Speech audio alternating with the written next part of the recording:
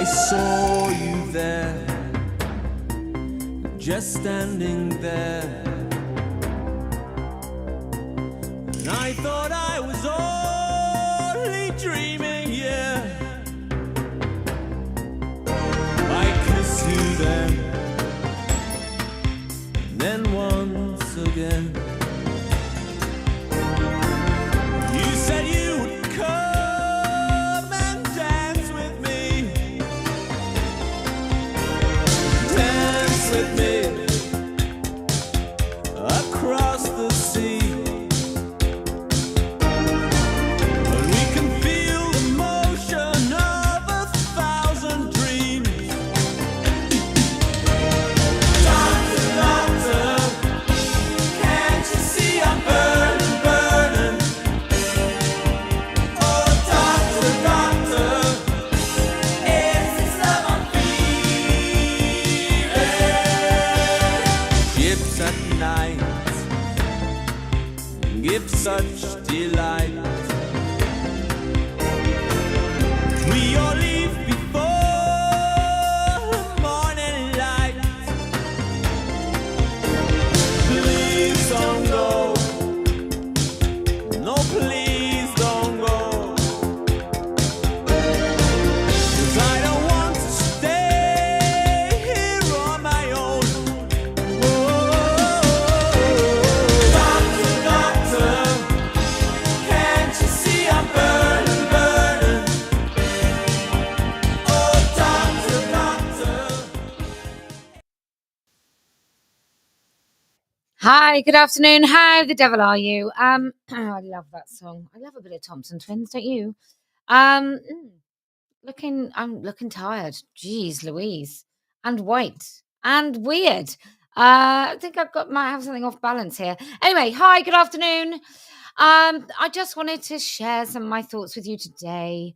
Namely, really about the tragic situation with the NHS. And I know I keep going on about it, but it is kind of what everyone's talking about. And I have a number of things to say. First of all, let me just remind you, if you want to do something that's a little bit, it's a little bit more than just thinking you're in the company of greatness, then come to Let Women Speak. We're going to go back to Nottingham because why not?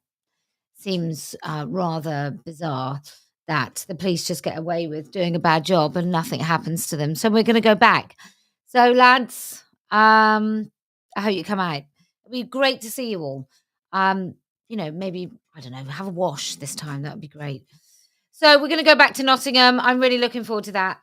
Another thing that I want to talk about is the power of the unions and how misogynist and grotesque they all are. And this is obviously just part of being on the left, is that, look, on the right, there is a certain sort of sexism that I would have said years ago is like, you can't fix an engine, right? Or you're just too pretty to have anything serious in your head. Women know your limits. But the misogyny on the left is like, I'm going to treat you like shit and you can't even name it because I'm going to pretend that you don't even exist. And that man there with his knob out, he's basically more oppressed than you are. And I fundamentally think that's a lot worse than pretending women can't fix cars and they're too delicate and whatever. I'm quite happy with that sexism. Bring it back. That's all I say. Although I can do everything and I do fix everything and I'm pretty much a genius at everything I touch. So don't know what to say about that. But the BMA is the union. That's where everyone goes. There is something really sick and twisted and horrible. What is it? It's a combination, isn't it, of academic men, academic women. Basically, that's what you are. If you're a doctor, you're pretty academic.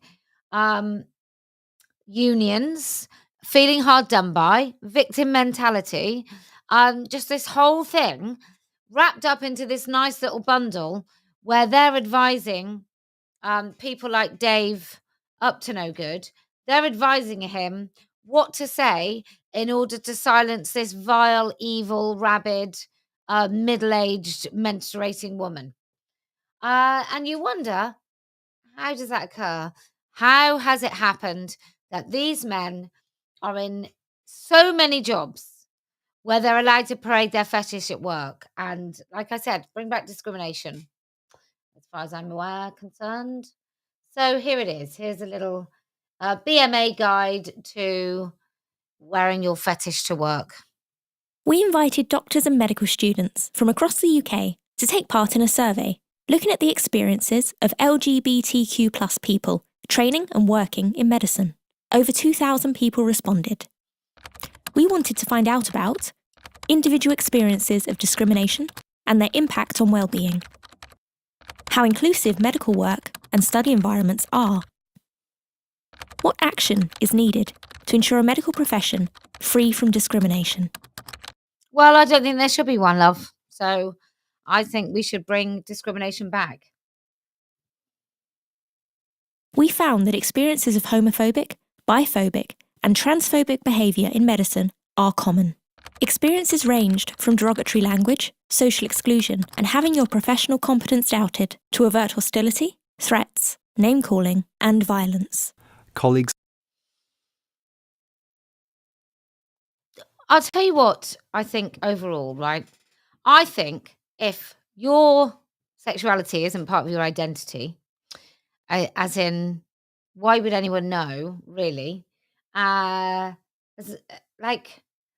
people know I'm straight. I might mention a husband, and I guess a lesbian might mention a wife, and a man might mention a husband or a boyfriend or whatever.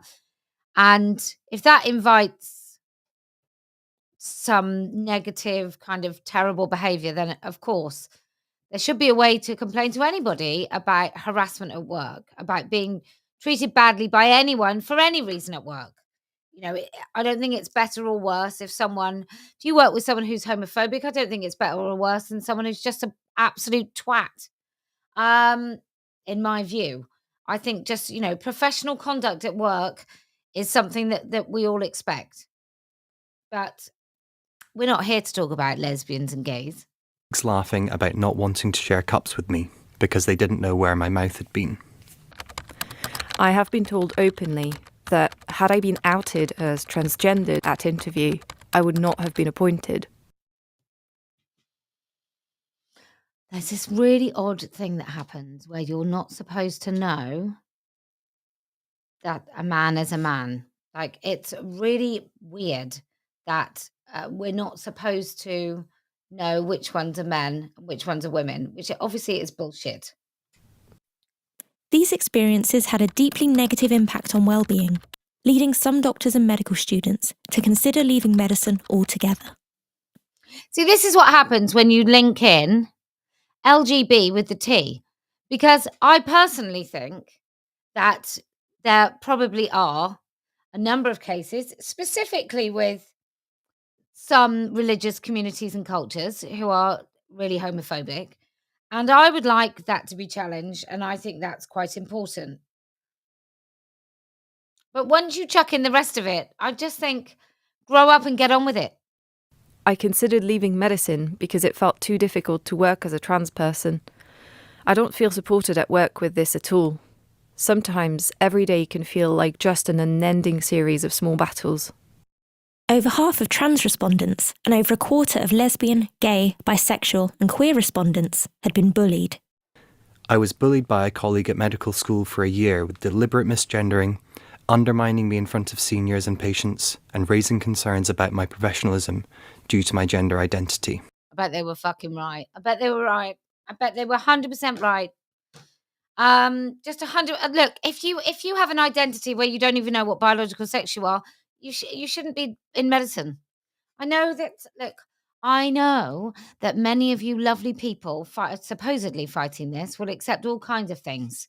There's a man in America that goes and gives speeches apparently about how he knows he's a man with tits.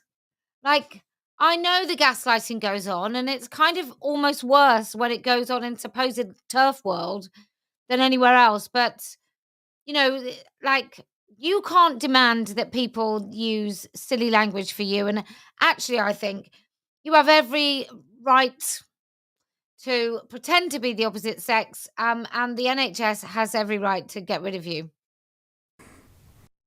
I'm not obviously queer, so people often make the jokes without realising they're joking about me as well. Most incidents go unreported, often because people have no confidence that reporting would make any difference, or are worried about backlash. I didn't feel safe enough to progress my concerns and was told some were in my imagination. Worryingly, those witnessing discrimination also chose not to report it. Despite these experiences, many people feel that medicine is becoming more inclusive of LGBTQ+ people. When I was a trainee, I was frightened to disclose my sexuality. I felt awkward, and it really hindered my professional and personal development. As a consultant, I have been open about my sexuality, and that has allowed me to thrive. I think if people were more regularly confronted with the fact that jokes made at the expense of LGBTQ staff and patients seriously impact their mental health and increase risk of suicide, that would do a great deal of good. Key to this is ensuring respect for everyone's right to be themselves and to study and work in environments free from discrimination. The BMA is calling for a medical profession that is inclusive of all sexual orientations and gender identities. It's time to end discrimination in medicine. So we are looking at, we're basically looking at how it's happened that a woman in this day and age is subjected to basically sexual assault. And we find that the BMA and the NHS practically promotes it. Now let's have a look at, look, you know, sometimes people get outed as trans at work, and you might wonder how does that happen? You really might ask yourself, how on earth does it happen? And I mean, most of them go undetected, I'm sure. People think it's not there, and we need to showcase it absolutely is. How it went. Brilliant. Thank you so much. Thanks, Vicky, and thanks, Adam. Hi, Emily. Really nice to see you here at the day. I hope this stunning and brave woman has not been outed at work. I don't want anyone to say anything about the hands. That's just really unfair, because when she's with a patient, it's just so great for the patients. I mean, imagine like a woman with dementia or a vulnerable elderly woman, and then this cracking beauty comes along. Amazing. 3 of the Trans Awareness Week, and we're in this amazing Barclays office building in Canary Wharf. Yeah. And City are doing this amazing event for student ambassadors. Oh, that's nice. Get them young, like, you know, coerce them, manipulate them when they're still at university. It's amazing. It's so good. So could you just tell us why, you know, City are doing this event today and what it means to you personally? Well, there's a couple of things for this. You know, we've always been looking at the corporate scene in what we do, and that's our reason for being, is to make corporates a better place for trans and non-binary people to work. But where do corporates get their talent from? And one of the big questions we push is, where are you going to get your talent? Oh my God, look at the people in the background with the pink and blue hair. Jesus Christ. And that talent is going to come through in some part the university pipeline. And I think for all of the directors, and certainly for myself, you know, I can think back as far as the last century when I was a student, which is thoroughly depressing to think how long ago it was. Yeah. If I think back to then about what future I thought I had as a trans person, I was deeply closeted, and I was just a heterosexual man at university. By deeply closeted, I just watched, you know, any porn I could. one of the things that kept me in the closet was, could I have a job? Could I have... And the answer should be no, you can't. Actually, you really can't subject everyone around you to something as uncomfortable as you in a dress. No. employment? Could I have prospects? Could I prosper at work? So actually bringing something together to help that transition from higher education into work is something that's really At work. wasn't clear. Yeah, as usual. Of course I haven't. I never do that. No, we'll be talking about that importance of the transition into the workplace. You know, what does it mean to be trans? Genuinely means, for everybody that knows anything about it, it means you wearing your fetish to work, Dave. That's what pretty much what it means. Finally, let's have a look at why nurses are so screwed. And ladies, I don't know how to say this, but some of your colleagues, unfortunately, have brought this upon the nursing profession. The World Professional Association of Transgender Healthcare. This is called nurses.co.uk. I think of them as the gods. It's like the WHO of healthcare. If you think about the WHO, the World Health Organization, these people are dedicated people, qualified professionals who have gone out there. They've done the research. There's your mistake. Qualified professional, she says. So let's have a look at what happens when, I've got to go back to him. When something happens in the workplace and someone, what do you have to do? Let's have a look. They've got the evidence. They've done everything to set up standards of care for transgender patients. It's there. It's set in stone. These are the guidelines that the NHS themselves use for the NHS GIC clinics, gender identity clinics, and the GIDS, the Gender Identity Development Services for youths, adolescents. And these standards of care, there is a version 7 and there is a version 8. The version 8 update is the new version of the WPATH standards of care. And that just gives little bits of updates and changes that they've made to their previous version. But version 7 is amazing as well. It gives you all of the guidelines, guidance, and treatment protocols and the things that you should be doing to treat transgender patients.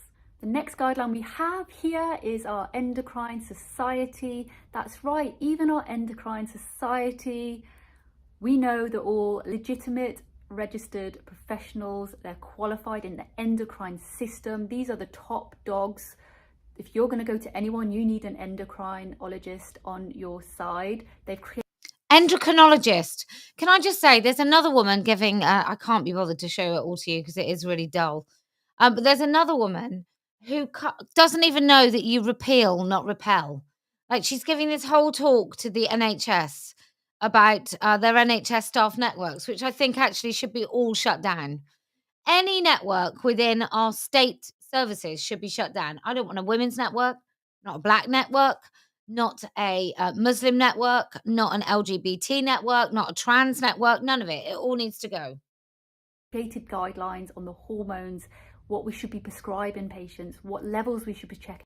This is this year. Well. A lot of people think pronouns, but the do's and don'ts. So my best tips. So this is for nurses. This is guidance for nurses. This is how nurses have to behave at work. This is the coercive control that the NHS and the BMA inflicts upon nurses. Advice as best as I've got to help you when you are with transgender, non-binary people. First up, the do's. So it's common sense, but treat everyone equally. Treat everybody as in a non-judgmental way. Please, please, please preserve their dignity and respect them. Please, please, please use people's pronouns. Just be respectful. And another thing on pronouns as well, a lot of people think pronouns are about you, and it's not about you. It's about the people in front of you feeling safe. I know I've seen it on social media quite a lot. People just going off on one about pronouns. Saying, anyway, I don't know about you, but I can't actually listen to any more of her. So let's listen to a little bit more of this, and then I will leave you. But I think it's really important to understand the climate in which this entitled pervert has reported Sandy. And I just want to remind everyone, I was talking about this earlier, I'm just going to say this. A few years ago, I did a whole survey on the NHS and about workers in the NHS, because I actually think the most dangerous, toxic environment for any patient in the NHS is when the person supposed to be caring for you is LARPing as a woman. So, and anyway, so I did this research, and then somebody else decided to sort of copy it, twist it, and then it was taken up by one of the many competitive women in the House of Lords. And they decided to talk about single-sex wards, right? I think it's Annex B or whatever. They decided to talk about single-sex wards. And I just want to say, it was never taken seriously about the staff. And even now, when I'm listening to people talk about anything about this case, people still couldn't give a shit about patients. It's really, it's so weird for me, because when you go to work, you obviously do have some sort of employment rights and so on. And I'm not saying you can leave, and I really support that lady. But there are patients in hospital who they can't leave. They're in there to be looked after and to be made well. And I just don't think anybody, and I mean anybody, gives a shit about those patients. Anyway, this gets... Thanks so much for having a quick chat with me. Hopefully catch up with you later. You will. Thank you. Here's everyone's favourite policeman. Are you ready for this? Thank you very much. Thank you. So here we are, Skye, third day of Trans Awareness Week, and we're in the Barclays amazing building down at Canary Wharf. Absolutely stunning views. He's had his voice done now, hasn't he? You can. I wish I could fly right up to the sky, but I can't. You can. So Are you ready, Orville fans? we're here today to do the Student Ambassadors event. So what's your impression of what this is about today?